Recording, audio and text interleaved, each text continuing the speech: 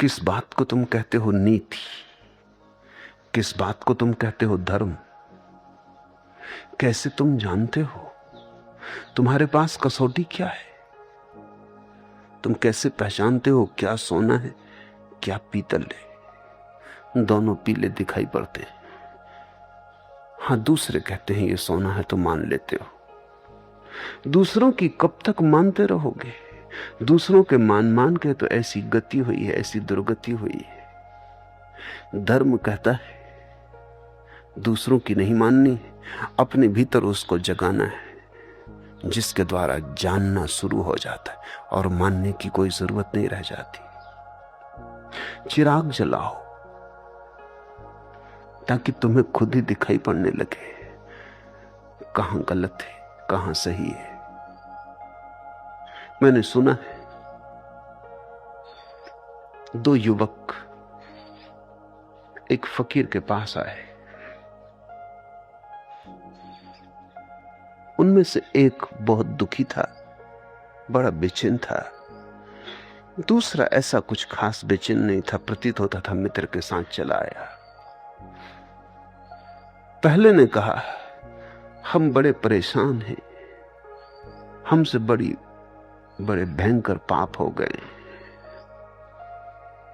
उनसे छुटकारे का और प्रायश्चित का कोई मार्ग बताओ। उस फकीर ने पहले से पूछा कि तू अपने पापों के संबंध में कुछ बोल।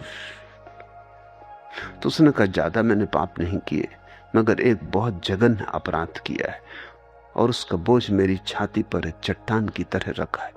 दया करो, किसी तरह ये बोझ मेरा उतर जाए।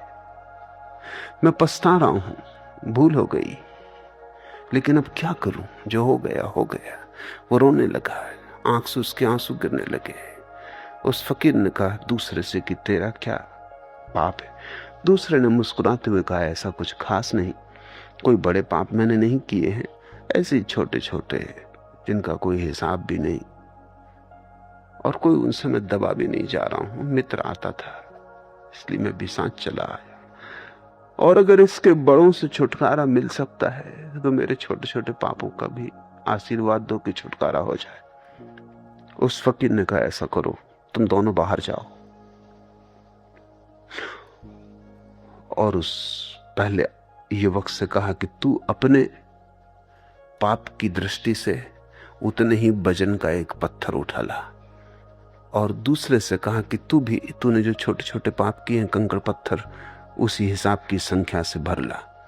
पहला तो एक बड़ी चट्टान उठा के लाया, पसीने से तरबतर हो गया, उसे लाना भी मुश्किल था, हाँफने लगा। दूसरा झोली भर लाया छोटे छोटे कंकड़ पत्थर बीन के। जब वे अंदर आ गए, उस फकीर ने कहा, अब तुम एक काम करो, जिस जगह से तुम ये बड़ा पत्थर उठा लाए हो वहीं रखाओ। और उस छोटे से दूसरे से भी कहा कि तू ये जो छोटे छोटे कंकड़ पत्थर बीन लाया, जहां जहां से उठाए हैं वहीं वहीं वापस रखा। उसने कही तो झंझट हो गई, जिसने बड़ा पाप किया है ये तो खैर रख आएगा, मैं कहां रखने जाऊंगा। अब तो याद भी करना मुश्किल है कि कौन सा पत्थर मैंने कहां से उठाया था, सैकड़ों कंकड़ पत्थर बीन लाया हूं। उस फकीर ने कहा, पाप बड़ा भी हो, लेकिन अगर उसकी पीड़ा हो तो प्रायश्चित का उपाय। पाप छोटा भी हो और उसकी पीड़ा ना हो तो प्रायश्चित का उपाय नहीं। और जो तुम्हारे पत्थर के संबंध में तुम्हारी स्थिति है, वही तुम्हारे पापों के संबंध में भी स्थिति है।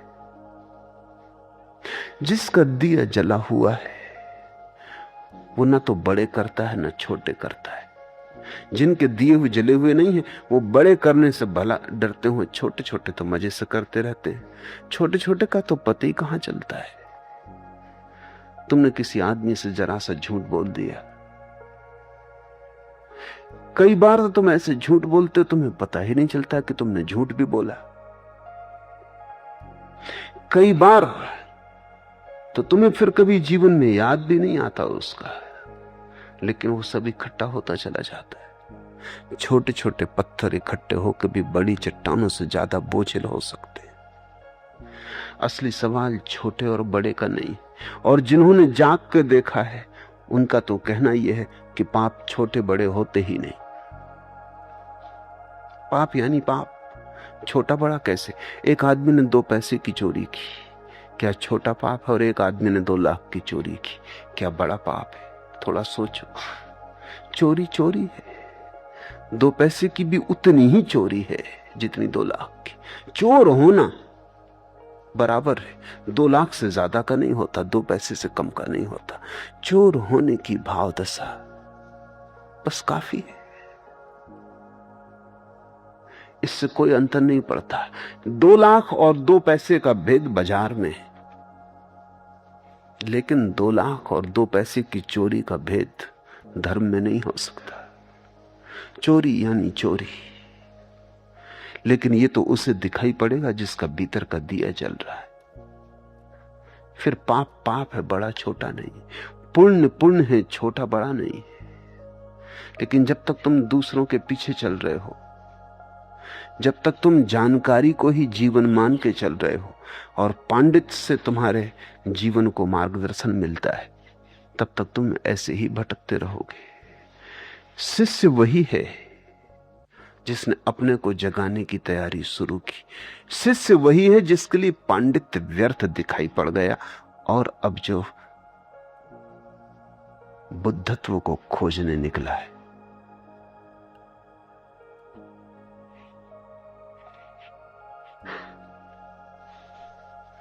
और जैसे ही तुम्हारे जीवन में एक क्रांति घटित होती है, शिष्यत्व की संभावना बढ़ती है, बड़े अंतर पड़ने शुरू हो जाते। तब तुम और ही ढंग से सुनते हो, तब तुम और ही ढंग से उठते हो, तब तुम और ही ढंग से सोचते हो। तब जीवन की सारी प्रक्रियाओं का एक ही केंद्र हो जाता है कि कैसे जागूं, कैसे ये नींद टूटे, कैसे ये कटघरा पुनरुक्ति का मिटे और मैं बाहर आ जाऊं। तब तुम्हारा सारा उपक्रम एक ही दिशा में समर्पित हो जाता है। शिष्य का जीवन एक समर्पित जीवन है। उसके जीवन में एक ही अभिप्सा है, सब द्वारों से वो एक ही उपलब्धि के लिए चेष्टा करता, द्वार खटखटाता है कि मैं कैसे जाग जाऊं। और जिसके जीवन में ऐसी अभिप्सा पैदा हो जाती है कि मैं कैसे जाग जाऊं, उसे कौन रोक सकेगा जागने से? उसे कोई शक्ति रोक नहीं सकती, वो जाग ही जाएगा। आज चाहे जागने की आकांक्षा बड़ी मध्यम मालूम पड़ती हो, लेकिन बूंद बूंद गिर के जैसे चट्टान टूट जाती है, ऐसी बूंद बूंद आकांक्षा जागने की तंद्रा को तोड़ देती। तंद्रा कितनी ही प्राचीन हो और कितनी ही मजबूत हो, इससे कोई भेद नहीं पड़ता।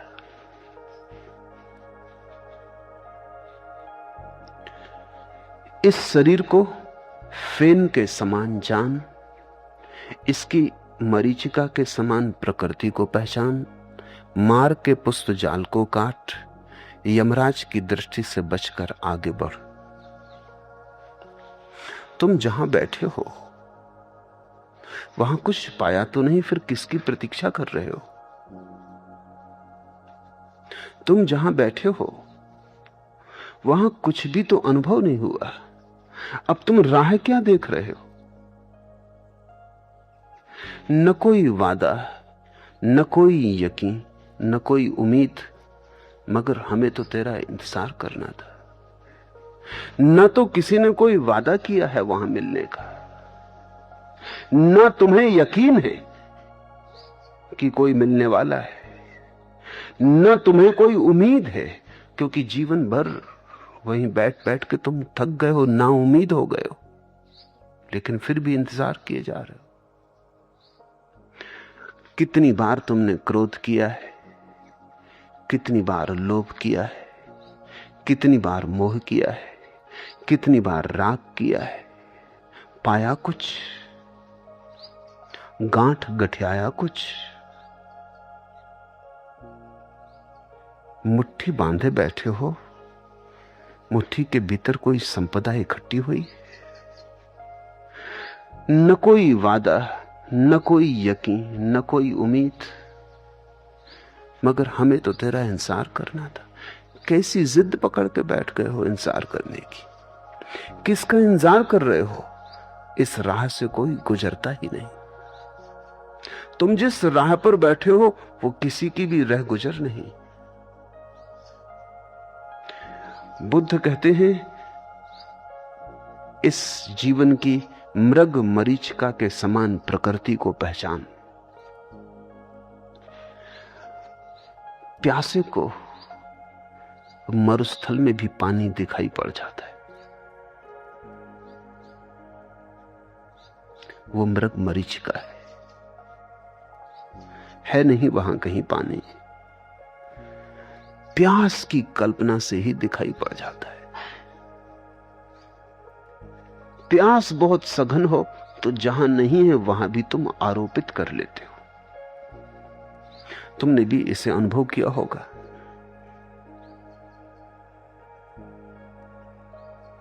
तुम्हारे भीतर जो चीज बहुत ज्यादा सघन होकर पीड़ा दे रही है, जिसे तुम खोज रहे हो, वो दिखाई पड़ने लगती। कभी तुम किसी की राह देख रहे हो, घर के अंदर बैठे, कोई परिजन आ रहा है, कोई मित्र आ रहा है, प्रेसी या प्रेमी आ रहा है, पत्ता भी खड़कता है तो ऐसा लगता है कि उसके पैर की आवाज सुनाई पड़ गई। फिर उठ के देखते हो, पोस्टमैन द्वार पर आके खड़ा हो जाता तो समझते हो कि प्रेमी आ गया। प्रसन्न होकर धड़कती छाती से द्वार खोलते हो। कोई नहीं भी आता, न पत्ता खड़कता है, न पोस्टमैन आता है, न द्वार से कोई निकलता है, तो तुम कल्पना करने लगते हो कि शायद आवाज सुनी, शायद किसी ने द्वार खटखटाया, या कोई पग ध्वनि सुनाई पड़ी सीढ़ियों पर चढ़ती हुई। भाग के पहुंचते हो, कोई भी नहीं, न कोई वादा, न कोई यकीन, न कोई उम्मीद, मगर तुम कल्पना किए चले जाते हो। मृग मरीचिका का अर्थ है जहां नहीं है वहां देख लेना। और जो व्यक्ति वहां देख रहा हो जहां नहीं है, वो वहां देखने से वंचित रह जाएगा जहां है। तो मृग मरीचिका जीवन के आत्यंतिक सत्य को देखने में बाधा बन जाती है। तुम दौड़ते रहते हो उस तरफ जहां नहीं है, और तुम उस तरफ देखते ही नहीं लौट के जहां है। जिसे तुम खोज रहे हो वो तुम्हारे भीतर छुपा है। जिसे तुम पाने निकले हो उसे तुमने कभी खोया नहीं, उसे तुम लेकर ही आए थे। परमात्मा किसी को दरिद्र बेचता ही नहीं। सम्राट के अलावा वो किसी को कुछ और बनाता ही नहीं। फिर भिखमंगे तुम बन जाते हो, वो तुम्हारी ही कुशलता है, वो तुम्हारी ही कला है, तुम्हारी मौज। परमात्मा तुम्हें इतनी स्वतंत्रता देता है कि तुम अगर भिखमंगे भी होना चाहो तो उसमें भी बाधा नहीं डालता।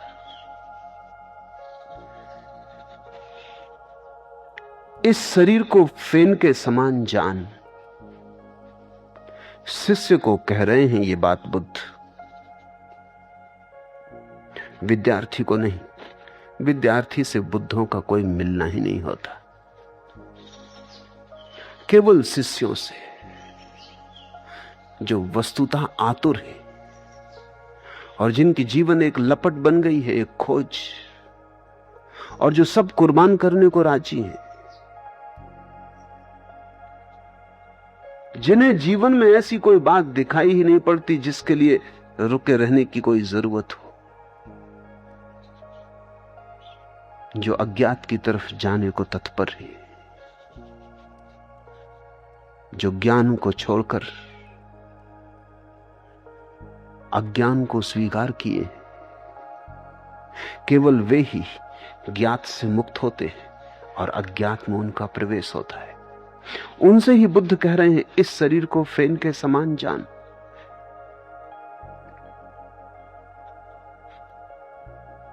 समुद्र के तट पर तुमने फेन को इकट्ठे होते देखा है, कितना सुंदर मालूम होता है। दूर से अगर देखा हो तो बड़ा आकर्षक लगता है। कभी सूर्य की किरणें उससे गुजरती हों तो इंद्रधनुष फैल जाते हैं फेन में। पास आओ, पानी के बबूले, वो शुभ्रता, वो चांद जैसी सफेदी, या चमेली के फूल जैसा जो बाढ़ आ गई थी, वो कुछ भी नहीं मालूम पड़ती। फिर हाथ में मुट्ठी में लेके फेन को देखा है, बबूले भी खो जाते। जिंदगी आदमी की बस ऐसी ही है, फेन की भांति। दूर से देखोगे बड़ी सुंदर, पास आओगे सब खो जाता है। दूर दूर रहोगे बड़े सुंदर इंद्रधनुष दिखाई पड़ते रहेंगे, पास आओगे हाथ में कुछ भी नहीं आता। सुनते हैं चमन को माली ने फूलों का कफन पहनाया है। दूर से फूल दिखाई पड़ते हैं, पास आओ कफन हो जाता। जिसको तुम जिंदगी कहते हो दूर से जिंदगी मालूम होती, पास आओ मौत हो जाती। सुनते हैं चमन को माली ने फूलों का कफन पहनाया है। चारों तरफ जहां जहां तुम्हें फूल दिखाई पड़े, जरा गौर से पास जाना, हर फूल में छिपा हुआ कांटा तुम पाओगे। हर फूल चुभेगा।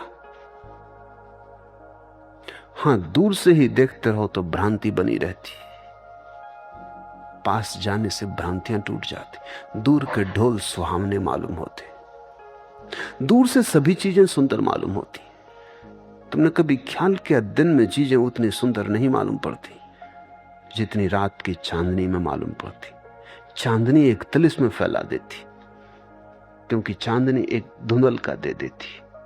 वैसे ही आंखें नहीं है, वैसे ही अंधापन है। चांदनी और आंखों को धुएं से भर देती।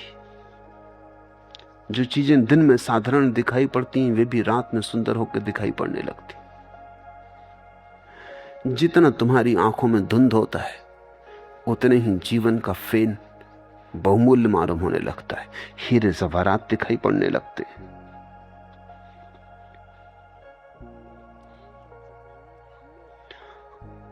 लो आओ मैं बताऊं तिलिस्में जहां का राज, जो कुछ है सब ख्याल की मुट्ठी में बंद है। जितने दूर रहो उतनी ही वस्तुओं से संपर्क नहीं होता, सिर्फ ख्यालों से संपर्क होता है। जितने पास आओ जीवन का यथार्थ दिखाई पड़ता है, ख्याल टूटने लगते। और जिसने भी जीवन का यथार्थ देखा वो घबरा गया, वो भयभीत हो गया, क्योंकि वहां जीवन के घर में छिपी मौत पाई, फूल में छिपे कांटे पाए। सुंदर सपनों के पीछे सिवाय पत्थरों के कुछ भी नहीं था। पानी की झांक थी कि मरुस्थल में देखे गए जल के झरने थे, दूर से बड़े मनमोहक थे, पास आके थे ही नहीं। और ये सभी को अनुभव होता है, लेकिन फिर भी तुम न मालूम किसका इंतजार कर रहे। न किसी ने वादा किया है, न तुम्हें भरोसा है कि कोई आएगा, उम्मीद भी नहीं है। मगर शायद तुम सोचते हो और करें भी क्या। अगर इंतजार न करें तो और करें भी क्या। बुद्ध पुरुष तुम्हें बुलाते हैं कि तुम गलत राह पर बैठे हो, और जिसकी तुम प्रतीक्षा करते हो वो वहां से गुजरता ही नहीं। और भी राहें हैं प्रतीक्षा करने के लिए, और भी प्रतीक्षालय हैं। अगर प्रतीक्षा ही करनी है तो थोड़ा भीतर की तरफ चलो। जितने तुम बाहर गए हो उतना ही तुमने झाग और फेन के बुलबुले पाए। थोड़े भीतर की तरफ आओ और तुम पाओगे उतना ही यथार्थ प्रकट होने लगा। जितने तुम भीतर आओगे उतना सत्य, जितने तुम बाहर जाओगे उतना असत्य। जिस दिन तुम बिल्कुल अपने केंद्र पर खड़े हो जाओगे, उस दिन सत्य अपने पूरे राज खोल देता है। उस दिन सारे पर्दे, सारे घूंघट उठ जाते हैं। इस शरीर को फेन के समान जान और इसकी मरीचिका के समान प्रकृति को पहचान। मार्ग के पुष्प जाल को काट। बुद्ध कहते हैं वासना ने बड़े फूलों का जाल फैलाया है। मार्ग के पुष्प जाल को काट। सुनते हैं चमन को माली ने फूलों का कफन पहनाया है। मार्ग का पुष्प जाल, उन फूलों के पीछे कुछ भी नहीं है, धोखे की टट्टी है, पीछे कुछ भी नहीं है।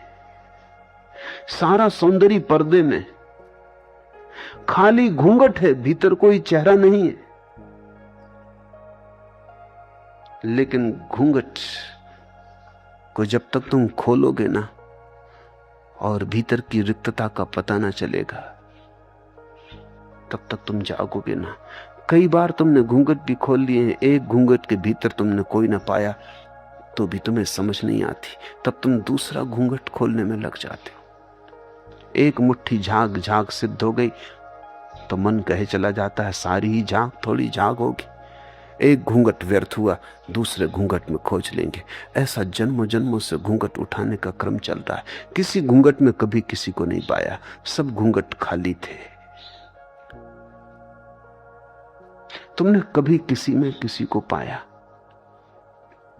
पति में कुछ पाया, पत्नी में कुछ पाया, मित्र में कुछ पाया, सगे साथी में कुछ पाया?